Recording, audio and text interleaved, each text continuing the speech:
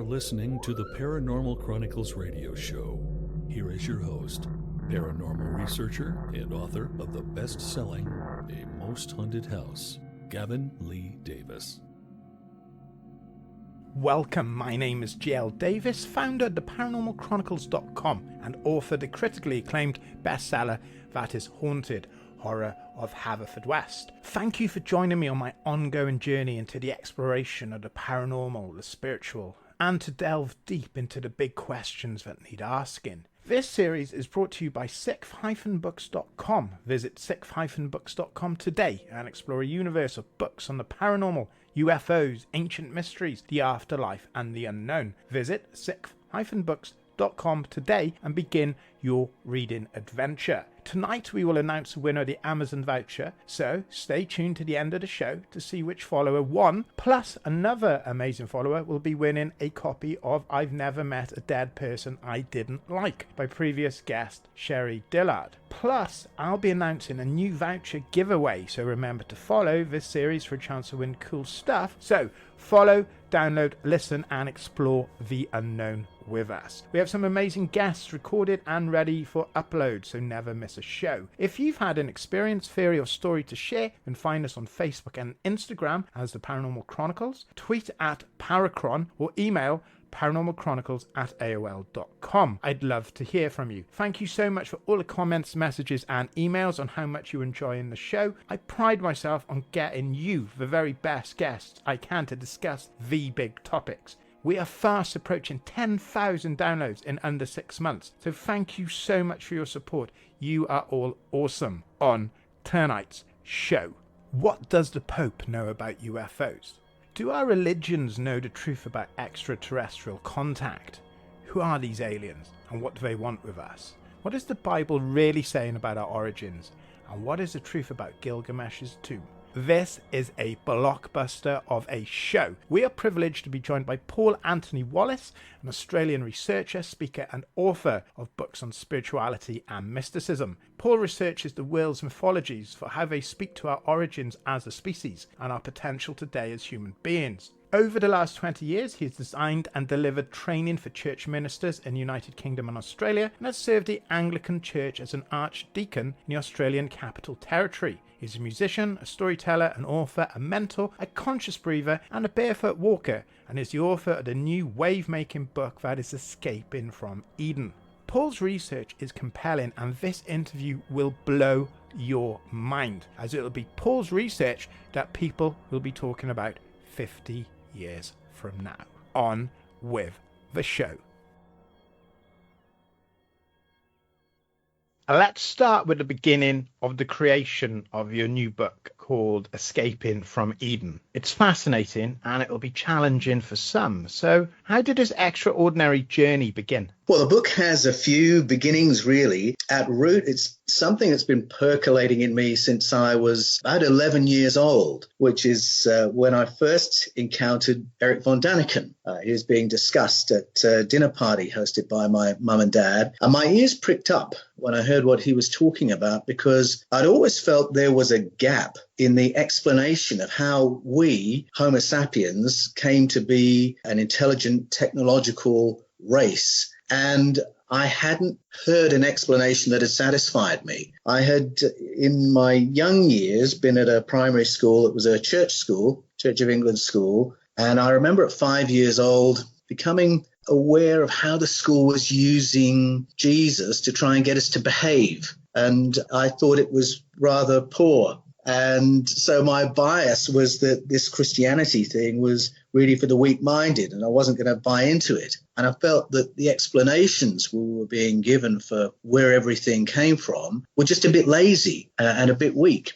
So when I heard Erich von Däniken acknowledging that there's this gap in the story and proposing a different answer, it was very engaging for me. My ears pricked up and I thought, well, this is interesting, because his suggestion that we'd been helped along the way made a lot more sense to me. And I read his book when I was 11 years old and was very intrigued by some of the evidences that he was finding that pointed to that kind of a conclusion. And so that percolated in me for a while. And in a roundabout way, it actually led me to becoming a Christian, which sounds funny after what I've just said. But after a while, I realized that though he was answering some questions for me, my ultimate questions of where everything came from hadn't been tackled. And my pondering on that actually led me to becoming a Christian. And after a couple of years, I went into the world of ministry, and that was my work for a very long time. And I got fairly busy with that work, but not so busy that I didn't notice that my Christianity hadn't answered all the questions that Eric von Daniken had raised. So those issues that he talked about in his book have just sat with me for all this time since I was 11 years old, just waiting for me to go back to them and have another think about them. The book was really sparked into existence by an ultimate Frisbee injury, I call it in the book anyway, which is really a code for a number of occasions when the universe has gifted me with a bit of time, and time enough actually to go back and think about things and do some study. And so when I had this most recent ultimate Frisbee injury, reality was a tough work assignment with a bit of workplace bullying thrown in. And it was in the aftermath and recovery from that I decided I wanted to give some time to these questions that had sat with me for so long. But there was something else that had caught my attention in the meantime that made me want to look at these things again. And that was, it's 10 years ago now, Pope Benedict XVI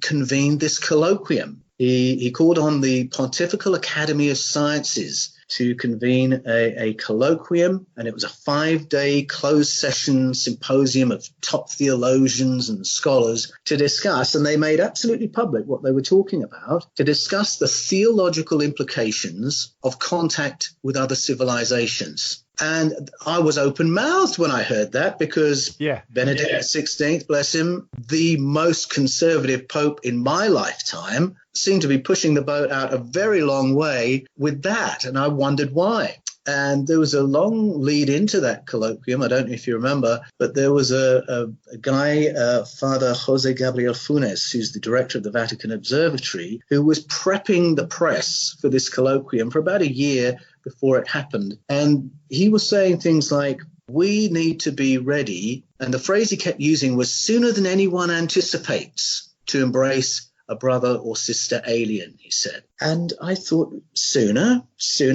What does he know that I don't know? There was a real sense in watching this unfold that the Vatican was wanting to get in ahead of time, as if they were sensing that some kind of a disclosure was going to be made. And they wanted to be able to say, well, don't you remember we talked about there's really no issue? After the colloquium, there was some senior spokespeople for the Vatican came out, and they were saying things like Monsignor Corrado Balducci is a senior exorcist for the Roman Catholic Church. And he came out to the press and he said, when people report close encounters with ETs, that is not a demonic experience that they're reporting. And it's not a psychotic episode they're reporting either. They are reporting an encounter with a totally different kind of entity that deserves serious study. And I thought, well, this is very different from anything I've heard from the Vatican before. And then Reverend Dr. Guy Consolmagno said we shouldn't even be thinking in terms of aliens, because if we find people from other civilizations, they would be creatures of the same creator. We should regard them as brothers and sisters. And this is a huge, huge shift from where the church has positioned itself through the centuries on questions of life on other planets. It was only 400 years ago they were burning people at the stake for merely suggesting there might be life on other planets, let alone talking about contact, let alone talking about brothers and sisters. So when that happened about 10 years ago, I thought there is something going on that I really want to find out about. But it was about 10 years before I had the ultimate Frisbee injury and had the time to go back and think about it. So those were the things that were all percolating away for me that meant the moment I had an opportunity, I sat down and started looking into some of these things and found that I was going on to some surprising territory. So when I sat down to do some study, I knew I wanted to go to the book of Genesis to look at some of these questions, because I had just preached through the book of Genesis, which I've done a number of times through the years. And as I preached through it, I knew that I was scratching around on the surface, that there is an older narrative there that I wanted to probe. And there are anomalies in that text that just don't fit with all the familiar, conventional Sunday school stories that we know of the creation and Noah's Ark and all the rest of it. Anomalies that say this isn't the original storyline, and there's something else going on here that you're missing. So what were these anomalies in a Genesis story that opened up the ET, the extraterrestrial narrative? Well, some of the anomalies are very obvious ones. They're all the questions that a child asks if you talk about the stories from out of Genesis.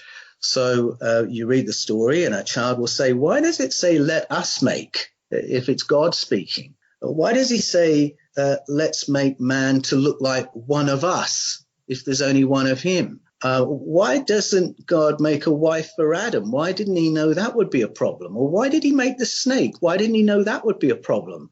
Or couldn't he see what was going to happen? Or if he didn't want Adam and Eve to know right from wrong, how can he punish them for making a mistake? And isn't death penalty a bit of a harsh penalty for them? And then they come to the flood. Well, why would God do that? That's genocide. Or you get to the story of Babel. Why is he punishing them for building a building that's too tall when we've built taller buildings since then? So these genuinely are the questions children ask and that grown-ups have to explain away or preachers have to tiptoe around. So those are some very obvious ones where you know there's something missing. There's something missing that actually makes sense of those questions. But the one that really took me onto ET territory, anomaly of this word Elohim, which is one of the words the Bible uses for God. It's a funny word because sometimes it's translated as God, but sometimes as false god, sometimes as demon or chieftain or landlord. And what's stranger still is that the word is a plural. Now, I was sort of half aware of that. There are two words that Genesis uses for God. And one is that Elohim word, and the other is the holy name of God, Yahweh, the name that was given to Moses centuries after all the storylines in those early chapters of Genesis. So when you see the holy name Yahweh in those texts, that tells you straight away that somebody after the time of Moses has gone back to those stories and reworked them, pulled them into a single work, and put the later name for God into them to tell the reader these are God's stories.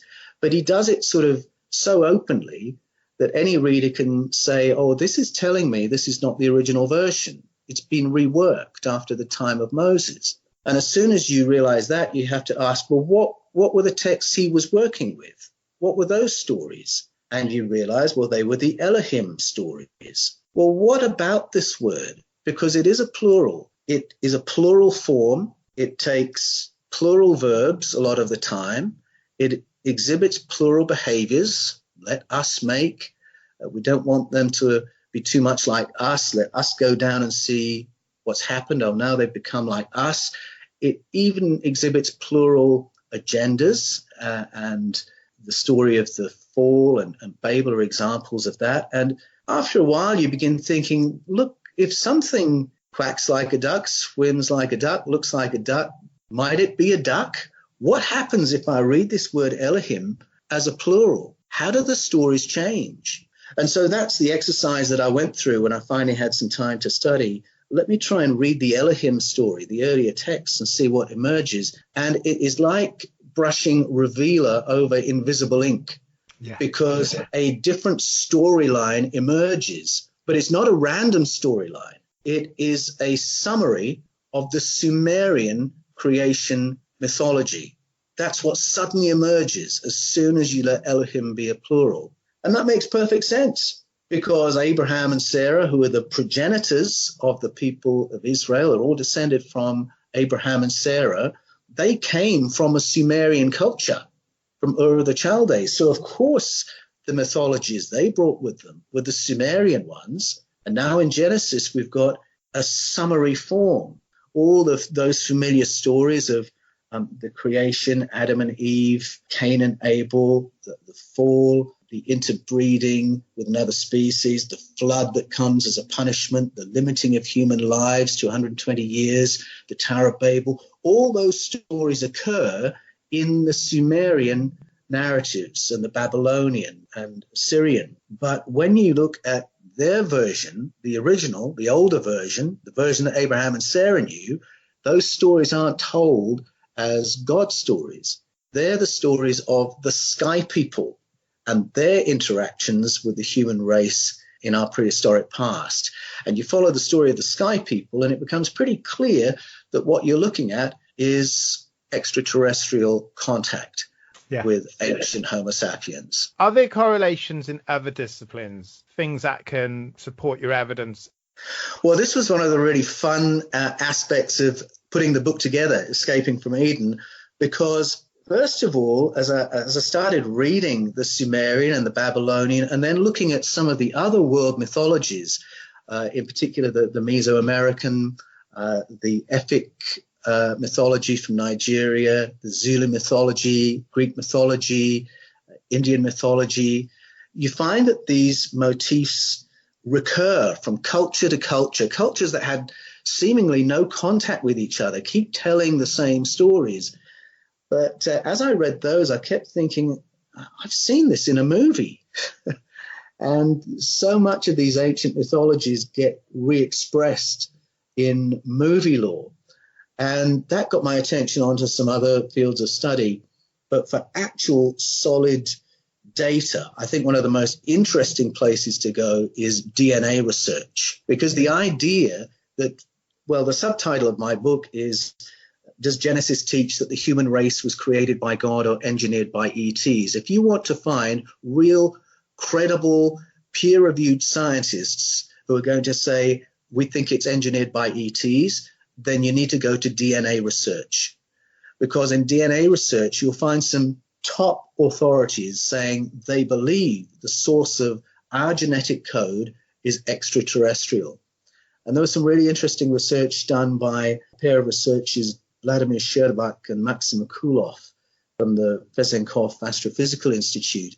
And they had spent 13 years studying our genetic coding, studying our DNA, and had worked out that they were looking at a non-random structure, something that could not have happened, they said, naturally without intelligent intervention.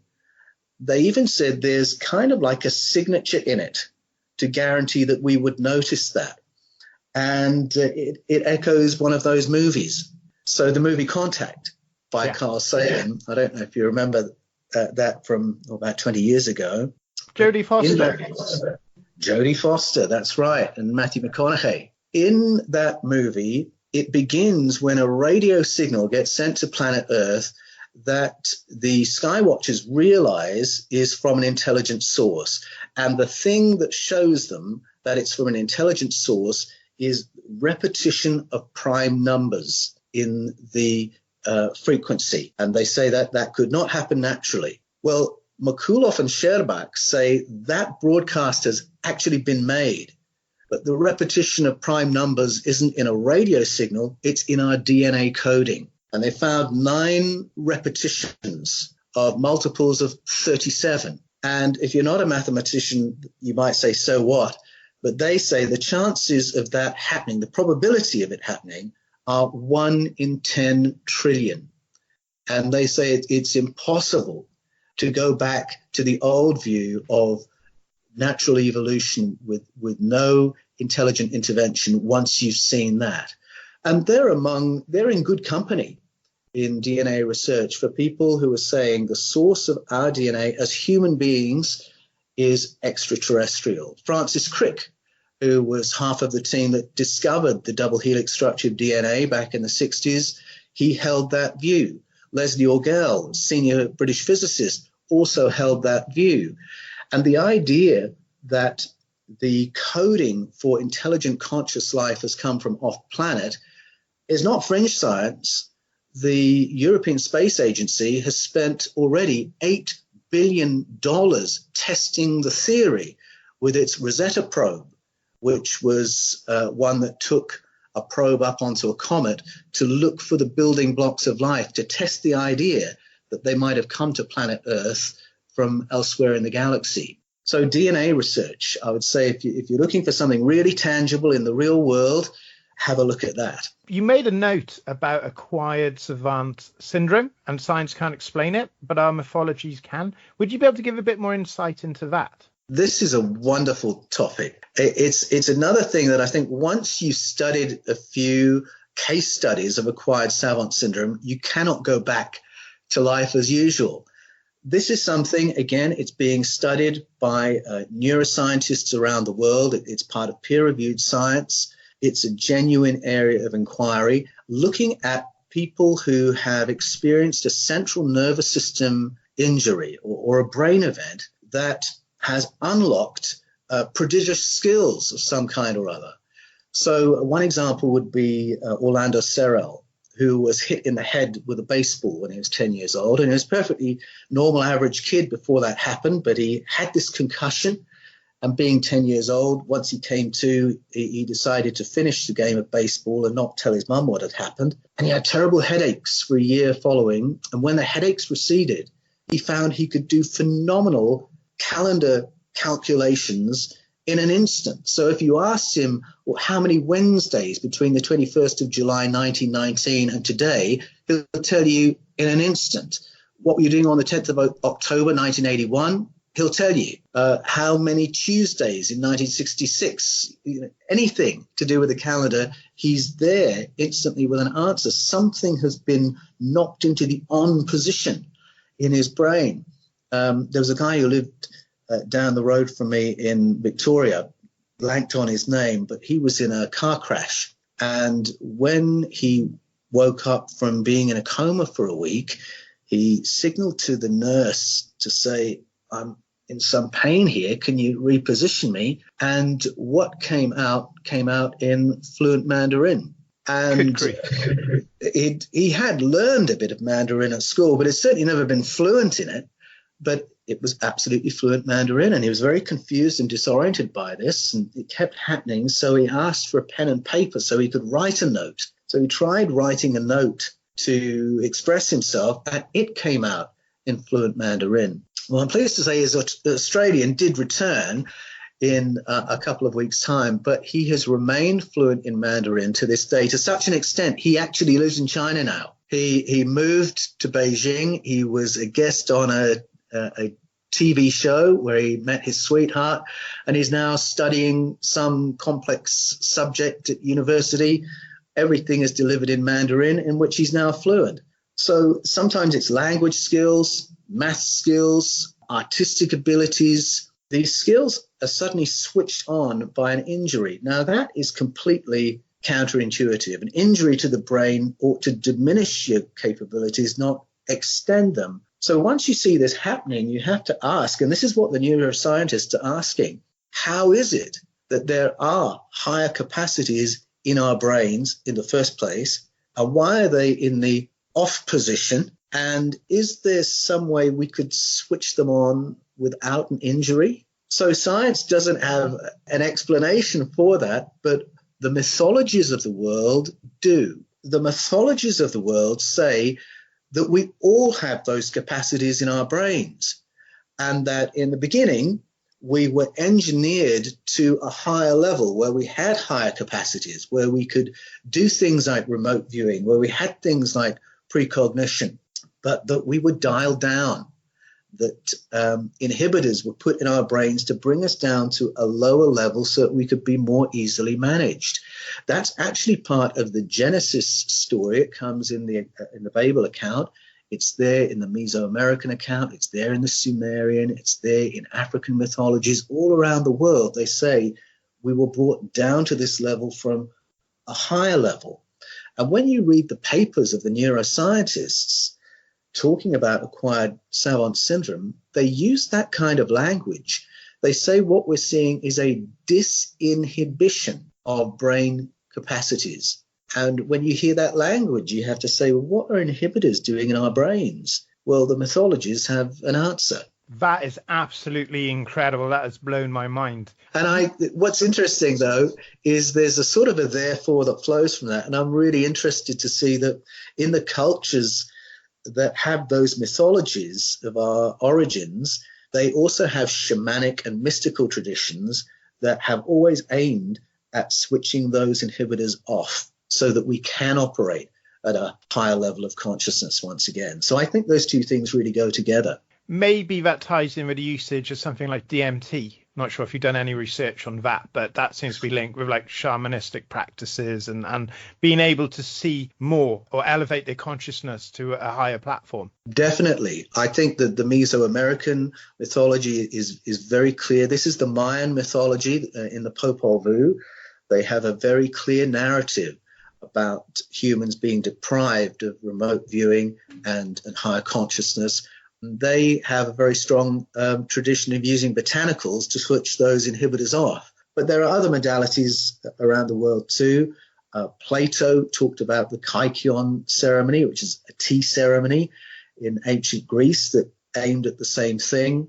And then there are some traditions of conscious breathing that I'm very interested in around the world, particularly in Russian Orthodoxy, a tradition of conscious breathing that does the same thing, that switches inhibitors off, that allows people this much wider perceptual field than we usually enjoy. Moving on a little bit from this, because I know your time is very precious and we're so honored to have you on the show. A lot of our listeners are very keen on like ancient archaeology and ancient civilizations, and you've got some notes about archaeology of the Great Leap Forward and the archaeology of Gilgamesh's tomb. If you could expand upon that for us, that would be very, very kind. Oh, sure. Well, there are so many places you can go and start probing, and you will come up with questions that will put ET contact on the table. And one of them is the whole question of the great leap forward in the human story. How did we go from living on the planet in harmony with nature as hunter-gatherers, but really living in a very basic animal kind of way on the planet? How do we go from that to farming, which is the foundation of civilization and specialized society? And it is a huge leap forward. It was, I think, in 1997 that teams went into a place called Karakadag in southeast Turkey.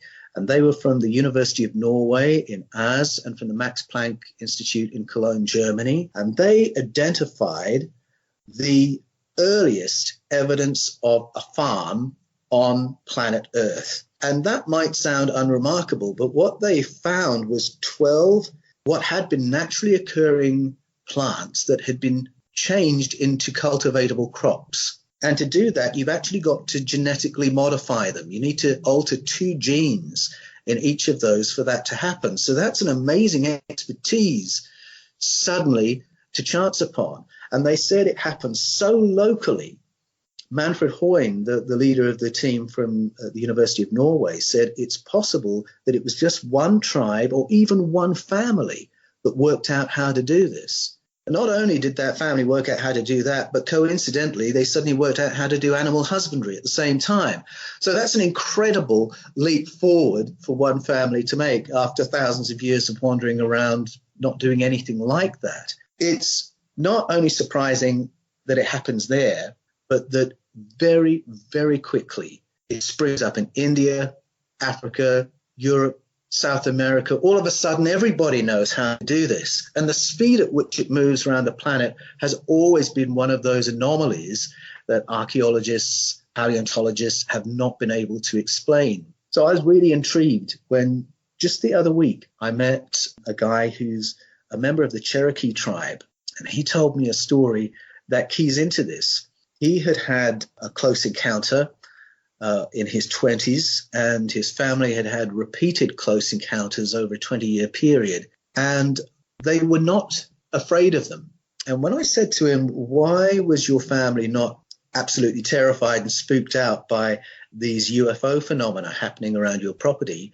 And he said, it's because we're Cherokee, and our mythology is that in the beginning of Cherokee history is when craft came down to planet Earth from the stars, craft that looked like eggs, and they landed, and people came out of those eggs, and they taught us how to farm, and they taught us about hygiene, and they taught us about how to live as a civilization. And so he said, I'd always had that feeling that there was this benign relationship. And I thought, if that is true, and he said mythologies like that are shared by all the Native American peoples, if that mythology holds real memory, that actually gives some explanation as to how this leap forward could happen in Southeast Turkey, and then suddenly in India, then Africa, then Europe, then South America, that we're actually looking at a sequence of external interventions to help us become a farming civilized race. And there was something just really beautiful about the way the Cherokee mythology expressed that. So that's one example. That's mythologies and archaeology coming together. Gilgamesh's tomb, oh my goodness. This gets me going, because in the Sumerian stories, you've got this explanation of sky people coming and modifying the genetic coding of the primates that were living here to turn us into human beings, and tweaking us so that we could just be a little bit smarter, so that we could be a useful workforce for them. In the beginning of that mythology, we're ruled over by the sky people for thousands and thousands of years. And then at some point they hand over to human beings to run human society. And in that story, there's a crossover king. His name is Gilgamesh, and he's a hybrid person. And that's something else that recurs in mythologies all around the world, this idea that there were hybrids, people who were splicings of the sky people and human beings, and they were marked them out as different in some way. And Gilgamesh was one of those figures. Well, Gilgamesh occurs in the oldest story in the world, the Epic of Gilgamesh. In 2003, we had a unique opportunity to test whether that's just a story or if there's really something in it. Because York Fassbinder went into Iraq with the American forces in 2003. This was the George H.W. Bush invasion. Within a couple of weeks of America going in, his team had been able to investigate this site that they'd been exploring through soil magnetization, and they had identified what looked like the tomb of King Gilgamesh. All the details of it correlated with what was in the mythology. So they identified it. York Fassbinder went on the TV, spoke to the BBC. He was so excited about this incredible find, and all the evidence is pointing to this being the real Gilgamesh, the one the story was told about. And we thought, oh, this is awesome. We can DNA test him. We can DNA test the tomb and work out, is that a human being? Is it a hybrid? Because if it's a hybrid, our whole understanding of human history is going to change just like that. And then it all went silent. And in 2005, that was the next we heard from York Fassbinder, and he explained that the authorities had decided it was safer to the site to protect it from looters. And so the decision was either made not to find out or not to find out in public. And in all the 16 years since, we haven't heard any more. There's been no further investigation. But really, wouldn't you want to know? It was important enough, if you think about it, it was important enough to the authorities that the examination of that archaeological site should be part of America going in to Iraq. It was done as soon as the Allies were in there, but not important enough to probe it in the 16 years since. I mean, that's an anomaly that fascinates me. If we did look at it, then it could unlock this totally other narrative about where we all came from, and then we would know what we're talking about. My view on that, and it is simply just a view, is that would explain Catholic 2009 colloquium. It will explain how presidents in America, presidents across the world, are slowly gone from no, there's not aliens and having a big laugh and joke about it to, oh, we don't know, maybe. Maybe that is why currently we get these little bits of disclosure. The United States military saying that, that they've possibly been engaging with UFOs, filming them, chasing them. So it could all possibly stem from that discovery. They know. We don't, but they know for sure that there's something different. Something has changed. And that is why everyone at the highest level is preparing. One day,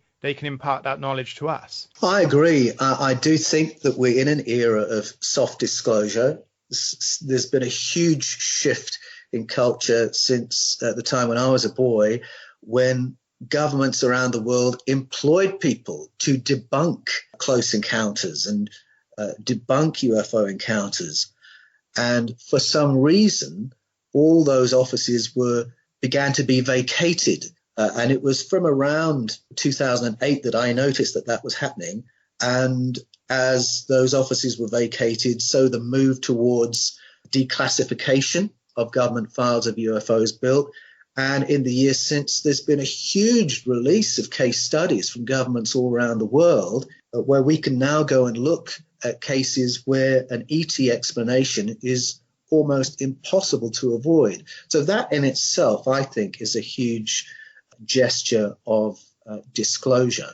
And you can see fairly high-ranking people now being allowed to speak about encounters, and the USS Nimitz, I think you were referring to there, is one example, allowed to speak about encounters without all sorts of horrible draconian measures being taken to shut them up. So something has shifted. There is a soft disclosure happening, and you might be right. It might well be tied in with what was secretly unearthed in Iraq in 2003. What an incredible moment it would have been to have stepped into that tomb and taken the sample, and someone somewhere knows the answer. Their life changed instantly when those results came through. And I hope in our lifetime, I'm 44, you only look about 35. And I hope that... Thank you. And especially on a podcast. Especially on a podcast, people go out and have a look at Paul Wallis. He's on YouTube. He's on Gaia TV, on radio shows, TV shows. We're very honoured to have him. And this soft disclosure, I hope that it starts to generate some momentum, and that in our lifetime we get more answers. Unfortunately, though, if we did get the answers, some people wouldn't be happy with that. They wouldn't be satisfied and say, well, it's a reason for us to militarize our satellites and spend more money on this and that. People are never going to be truly satisfied. This is the big question, okay? This is the question everybody wants to know. I implore everyone to read Escaping from Eden. It's not out till April 2020. So if you are listening to this around April 2020 or beyond that, then go and read it now. And if you're listening to it in the past, as in now, this is getting confusing, then pre-order it, because this is a book you do not want to miss. This is the big question. This is the question everyone out there is right, guys, get on with it. Ask a question. We will be right back after these important messages. I've Never Met a Dead Person I Didn't Like is the extraordinary travels of a young, alone, and broke psychic in the highly anticipated new book from internationally renowned psychic, medium, medical intuitive, and best-selling author Sherry Dillard.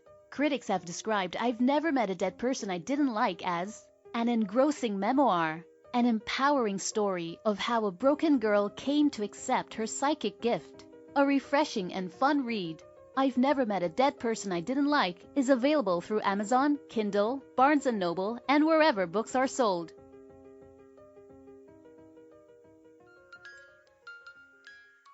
How far would you go to protect the children in your care? Nyla's Babies is the terrifying, chilling book from Jack Simonsen, in which a young nanny battles an ancient demon for the souls of the twin babies in her care. Critics have heralded Nyla's Babies as an impressive and vivid imagined story, compelling and devilishly spooky, shocking and haunting. Nyla's Babies is available on Amazon, Kindle, or wherever books are sold. Visit cosmicegg-books.com for more on Nyla's Babies.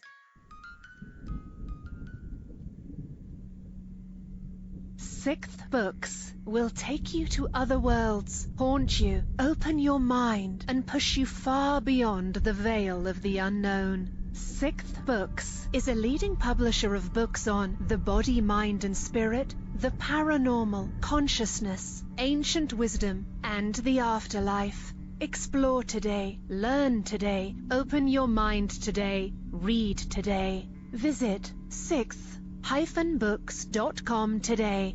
The world as you know it is about to change. Do you wish for more paranormal and spiritual content? The Paranormal Chronicles magazine is a free digital magazine crammed with the very best in paranormal and spiritual articles and features. No sign up, no subscription, just free reading and knowledge for you. Read today at www.theparanormalchronicles.com/magazine.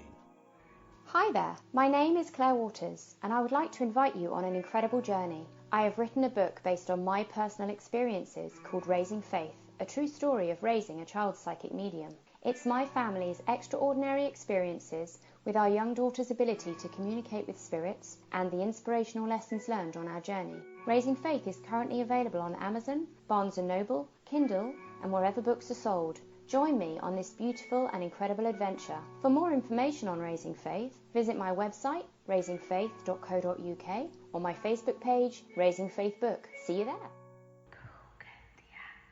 The international chart-topping, haunted horror of Haverfordwest has been described as terrifyingly real, a must-read, shocking and chilling brilliance, genuinely worrying, utterly frightening. Don't read before bed. Described as one of the spookiest writers out there, best-selling author G L Davies presents Haunted Horror of Haverfordwest, the true paranormal account that is shocking the world. Dare you enter? Dare you read? Haunted Horror of Haverfordwest is available on Amazon, Barnes & Noble, Kindle, and wherever books are sold. Pray you never have to live there. So I'm going to ask you now, ET species, how many of them are there? What is their agenda? And are they still present? Well, as I worked my way through the book of Genesis, it was once I saw the parallels with the Sumerian narratives, it was really like taking the red pill in the Matrix, and a whole new world opened up. And I realized that there are all these stories of what looked like human colonies in prehistoric times being governed by these other entities, these Elohim or these Bene Elohim. And often they would send the human beings to war against each other because evidently the Elohim were in conflict with each other. And so that hints that there might be more than one kind of ET presence. There is in Genesis 6, the story of interbreeding, and that throws up a huge, great conflict. So it sounds like there's either some kind of a mutiny that's happened, or it's another ET presence that's bumping up against the people who've already colonized. There's a conflict going on over how intelligent they want human beings to be, and that's the real story of the fall in Genesis 3 and the real story of Babel. There's also stories of wars in the heavens and this so-called heavenly council that the more you read about, the less heavenly it sounds. There are all sorts of strange entities there meeting in council, bumping up against each other. So by the time I'd got through Genesis and further on into the Bible, reading it in the light of a plural Elohim, I realized we're looking at interactions of a number of species. That's how I'm reading it. It is possible that there are some who have more positive agendas for us than others.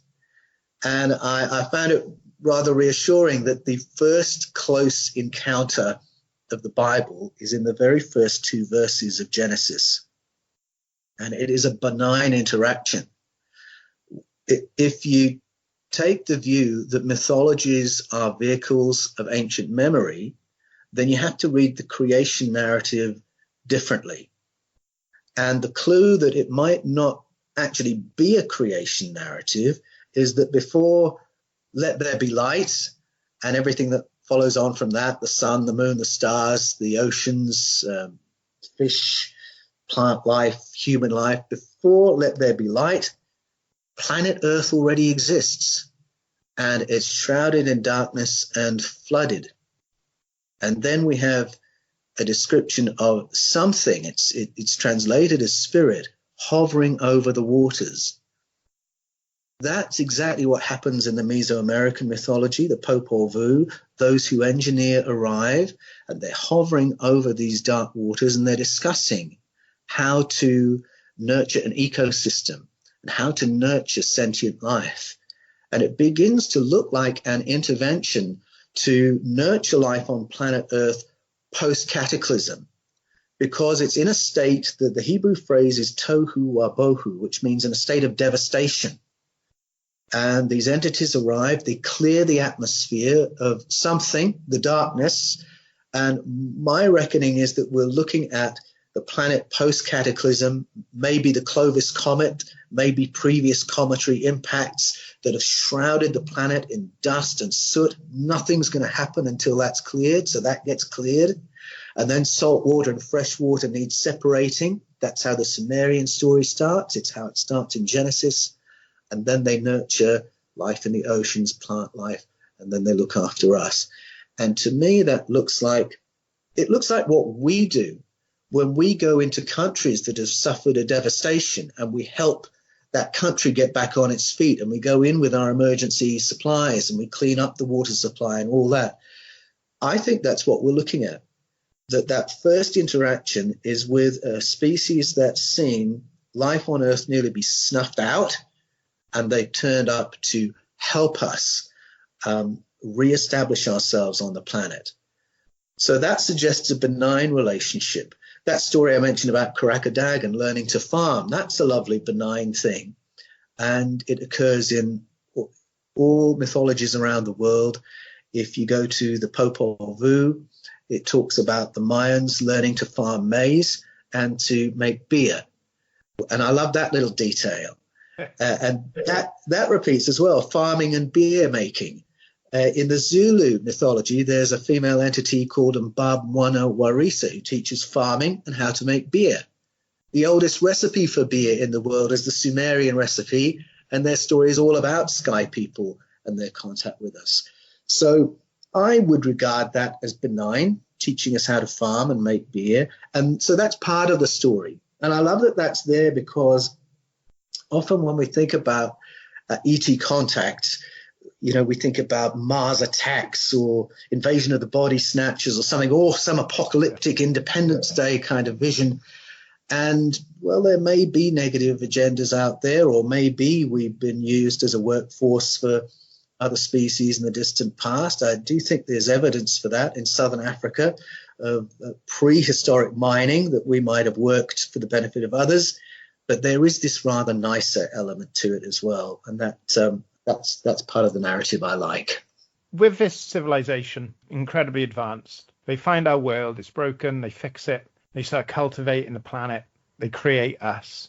Do you think that we were just cultivated just merely to be a workforce? The word worship came from a word which was advocat, which meant to work. Now, is that a reason why these aliens, they were still benign, but they basically cultivated us to work for them? So they gave us all the tools for the job. They gave us farming, husbandry. They introduced fertility so that we could reproduce, so we could fight the battles, we could do this and that. Do you think there was an agenda there? Do you think they were perfectly benign, or do you think that they used us? They basically exploited us to get what they wanted and then left. I actually think that's what Genesis 3 is all about, that whole question. How intelligent do we want the human beings to be? How conscious do we want them to be? In the Greek mythology, they add to that, how technological do we want them to be? In those stories, it seems that some wanted some really lovely things for us, and that some wanted us to be just intelligent enough to work for them. And you read Genesis 3 with the plural Elohim, and that's the debate that suddenly emerges. And it's the debate it's fought over in the Sumerian narrative.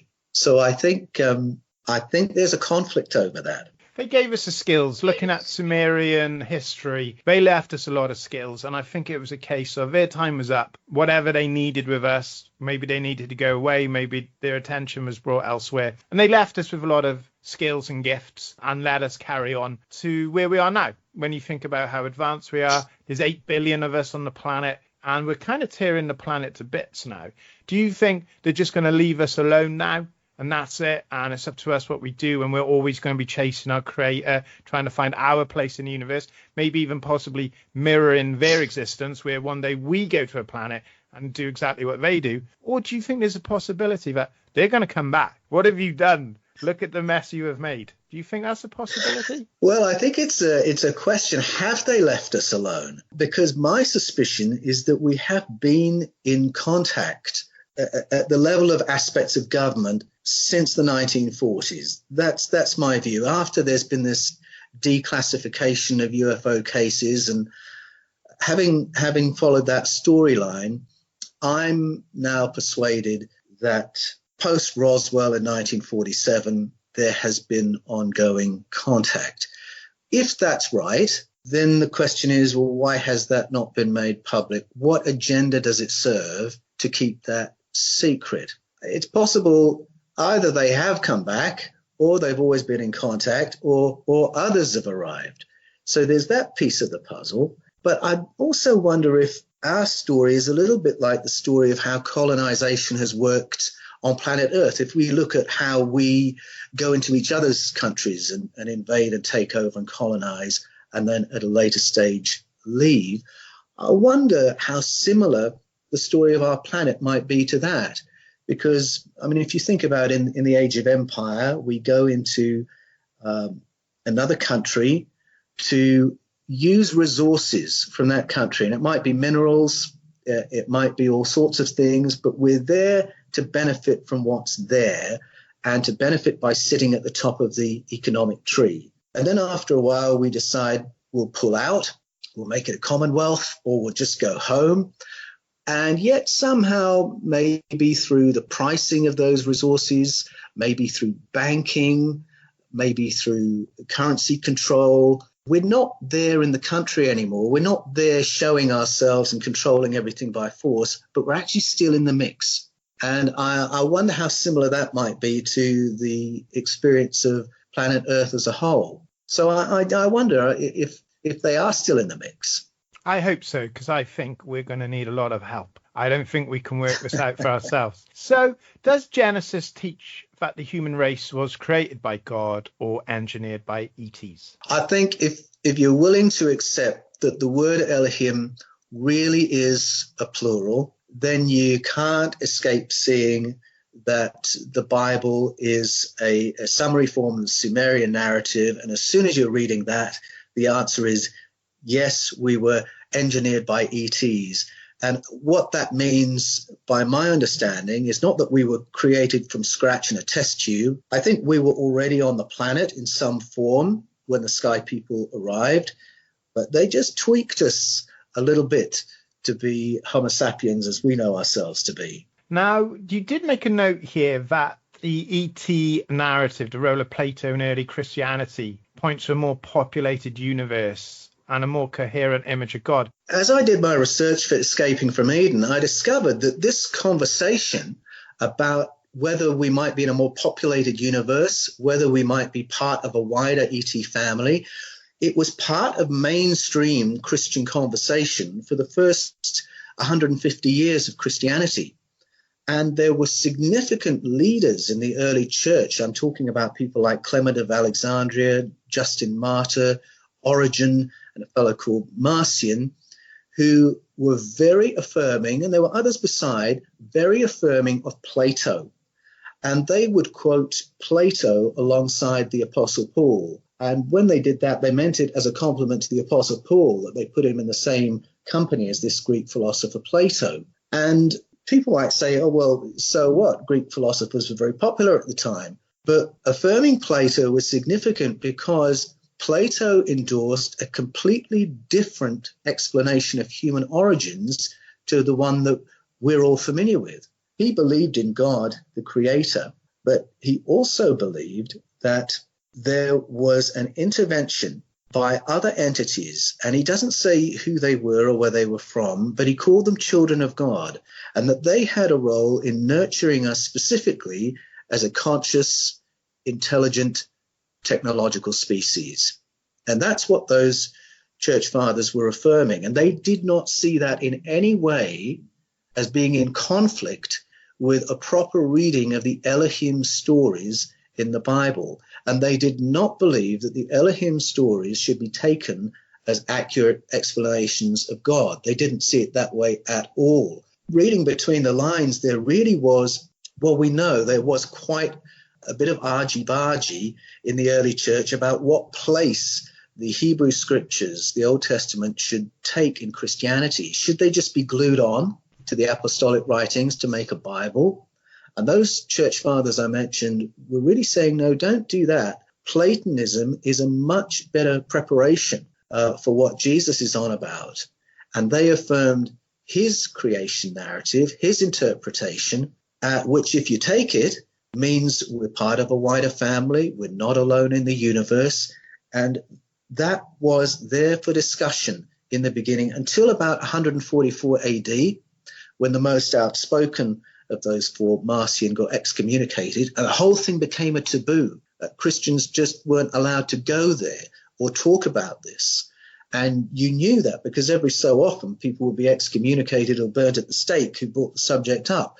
And that's why that colloquium in 2009 was so significant, because it was a total shift from all that silencing and taboo making.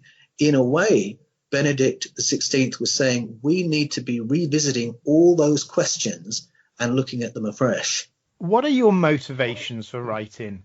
What effect do you think Escaping from Eden will have on 21st century society? Well, I hope that where the book finishes is with the question of so what? If we were engineered by ETs rather than created by God, what difference does that make? And for me, one of the differences has to do with our potential as human beings.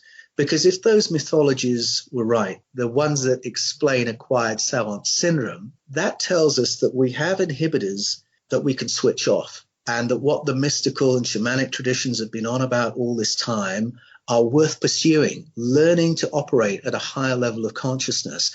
And so coming away from writing the book, that was the real appetite that I had. But I think I'm full of admiration for what Erich von Däniken did back in the 60s with his book Chariots of the Gods, because he took a topic that seemed crazy. He took a topic that was taboo and he made it part of mainstream conversation. He broke the taboo. I mean, it was something that was discussed at my mum and dad's dinner parties. School kids would talk about it. It was on the TV, and I would love for my book to play some part in breaking that taboo again and making it part of mainstream conversation. I think very often people of faith feel they can't come to this conversation. But if a pope as conservative as Benedict XVI can say everyone should be in on this conversation, then my book is really making that same statement and offering that same invitation. So I would love my book in some small way to shift the culture a bit so that we can talk about these things without being considered loopy. I think personally that your work, based on what Däniken has already done and people like Graham Hancock, I think people will be more receptive to your book now than Däniken's was in the 60s and 70s. It opened a lot of minds, it opened a lot of eyes, people are asking the right questions. But now, I imagine 80% of people listening to this podcast right now already believe what you're saying. And you're presenting them with facts and figures and ideas and notions to cement that. And I think your book, Escaping from Eden, you could not have picked a better time to release this book. Well, I hope that's right. It's more prevalent than ever. We have social media. There's groups on social media that discuss this at length. There's more authors, there's more podcasters, YouTubers, and they're not afraid to discuss this work. And I think going forward, you will take that mantle from Däniken and Graham Hancock, and you will present this argument and research and discussion for the next 30 or 40 years. And I sincerely hope within that time, we will get the answers we need. We might not get everything, but we might take those small steps, as you called it, that soft disclosure. And your book, and I'm not just saying this, your book is going to be a huge part of that acceptance. This is the information people need. If you're listening to this, pre-order it. If you're listening to this after April 2020, buy it, read it. This is the book that is going to change an entire generation. And I'm calling that now. What's the date today? It's the 10th of September 2019. And I'm calling it now. Escaping from Eden will be the book people will be talking about in 50 years' time, saying, that is the book I read. That is the book that changed the world. And I'm calling it now, Paul. Oh, I love that dream. I love that dream. I'd say there's one other thing I would love to come from the book. And that is that I'm having more and more contact with people who have had experiences that relate to ET contact. And in the past, they have been so isolated by those experiences because they think if they speak about them, they're not going to get jobs, they're going to be ostracized, people are going to think they're idiots. And I hope that if we can make this more a part of mainstream conversation, and as more data comes out, I would hope that we can actually listen with respect to people who've had experiences and had encounters, and we might learn something from that. We really impoverish ourselves by laughing at people instead of listening to them. And so I have to say, there's kind of a pastoral aspect to the book as well, wanting to open up the conversation in that way too. Well, if you look at your history and what you've done with your life, this is a big step for you. You were taking what you've learned, that you preach and practice on a daily basis, and you've kind of turned it inside out and said, let's look at this from a different perspective. Let's look at this a bit differently. Let's change how we ask some of the questions. And a lot of people that I speak to are so on board with this idea that it just feels right. There's people listening right now going, this is right. And there's more and more people now than ever that are into this, that believe this. And for all the naysayers and the doubters, they just poo-poo, oh, it's rubbish. What a load of rubbish. How do you know? Nobody knows. We learn things every day, and I say it time and time again. I feel like I say it every day. There is not a person alive that understands the intricacies of time, space, and the human mind. We simply don't know. And every time we answer something, we open another door to more questions. I think we are trying to imitate our creators. We're obsessed with space. We're obsessed with harvesting everything we can from the planet, its minerals, gold, overpopulation. We're a very creative society of people. We're constantly pushing our boundaries of knowledge, of science and medicine, because I think we know, we have seen this happen before, and we're trying to replicate that. And one day we will travel the stars, and we will be like our own makers, and we will discover a new species. And so the process begins on and on and on. So how can people keep in touch with what you're doing? How can they share in your journey and make contact with you, find out more? Well, first of all, there's my website, which is paulanthonywallis.com, and it's Wallis with an IS. And if you go to YouTube, tap in Paul Wallis, you'll find my channel there. And so there's new material going up on the website and on the channel from week to week that keeps you in touch with what's happening as the launch date for the book approaches and all the work that's associated with the book. Absolutely superb. And I cannot implore people enough to go and check out Paul Wallis's YouTube channel, The Fifth Kind TV on YouTube. I've watched the videos twice. The presentation is superb. Paul's delivery of knowledge is superb. The discussion in the comments is superb. Head over to there now. Head over there to Paul Wallis. It's on YouTube channel and The Fifth Kind TV, and subscribe. I know that Paul has got this huge wealth of content that he's slowly dripping out there as we get closer to Escaping from Eden book launch. So get on board now. Learn as much as you can now, and then you'll have the book as well. So you'll have the book, Paul's website, the YouTube channel, everything there, all educational, all there for you to learn from. And head over to www.paulanthonywallis.com. That's Wallis, WALLIS.com. Keep in touch with Paul. If you have an idea or a theory or an experience you'd like to share, get in touch with Paul. He will love to learn from you. He'll love to chat to you and discuss this further. And you've got a podcast coming soon. Yes. I've been doing some collaborating with Tony Barrett of The Fifth Kind TV on YouTube, and we're putting together a regular podcast. And I'd like to tell you who our first guest is. I'll just hold back on that, but he's a fascinating person. You'll want to know when that happens. So keep an eye on my YouTube channel and you'll know when the podcast is about to start. Oh my God, it's Danikin, isn't it? No, I'm teasing. I can neither confirm nor deny. You'll just have to keep an eye on the channel and find out. Well, there's a wonderful gentleman who's also been on the show, and I think I need to get you two together, and that is David J. Moore, who wrote Evolutionary Metaphors. Oh, yes, I have his book. I need to listen to that conversation. I think, both of you have written from different perspectives that actually complement each other really, really well. And it's interesting, I just being a little bit aware of that book already, how many areas of life these questions touch upon. When I talk to other people who are discussing notions of ET contact, they are all interested in human experience, human consciousness. All the same topics seem to join up. And I love what David's done in his book because there's that wonderful fusion happening there too. There's more focus on the subject now than ever before. I can't say too much. My new book coming out in 2020, it's about aliens. Yes, it's going to be controversial. I'm just going to tell everyone off the bat, if you've read any of my books, you know it's going to be controversial. This follows suit. This is my final investigation. I'm not going to say any more because we're here to talk about escaping from Eden. Gavin, I'm sure you will find what I'm finding. I mean, this is before my book has hit the shelves, but just as people discover the channel, see my website, see me at events, people are coming and sharing all kinds of personal stories with me of encounters they've had, or even things that have happened to them that they can't explain, that they haven't had anyone else they could tell. And I think you probably get that already because of the horror of Haverfordwest. But I think when you put out your aliens book, you'll find it all the more of people just lining up to share stories that have been so taboo they couldn't tell anyone. I think people are ready. There's yourself with Escaping from Eden, David J. Moore with Evolutionary Metaphors. Everybody's ready. I think because we're on the cusp. Within our lifetime, I'm 44, as I said, within my lifetime, we're going to see the truth. People listening right now, they're going to be perfectly fine with it. Business as usual. We were right. Yeah. Brilliant. Everyone else is spinning out. They're all panicking and worrying. Hey, what are you worrying about? We knew about this since the 60s. Hey, have you not read Escaping from Eden? We'll be there to help people get it together, won't we? Yeah, we'll help you if you're about crisis. Paul, thank you so much for your wonderful time. What I'd like you to do is if you could just leave our wonderful listeners with a final thought, something to leave them with. I would go back to that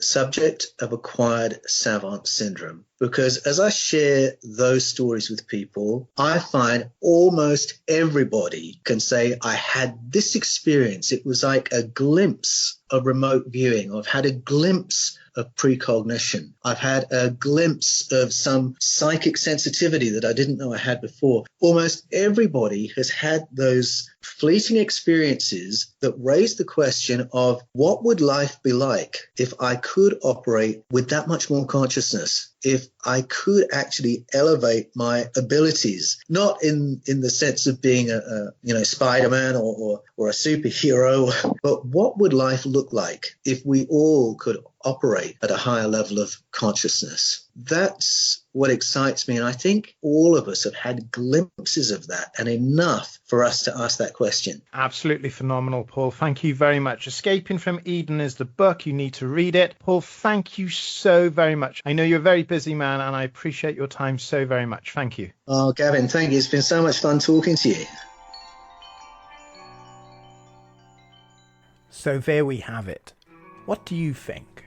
Do you ever stare up at a night sky filled with a majestic spray of stars and ponder who we are and how did we get here? Do you long for us to be no longer alone, or does the idea that beings far more advanced than us can emerge at any time frighten you? Paul Anthony Wallis is an amazing man. His conviction is tangible. You can feel his faith in his research and in his every word. The time is right for his message.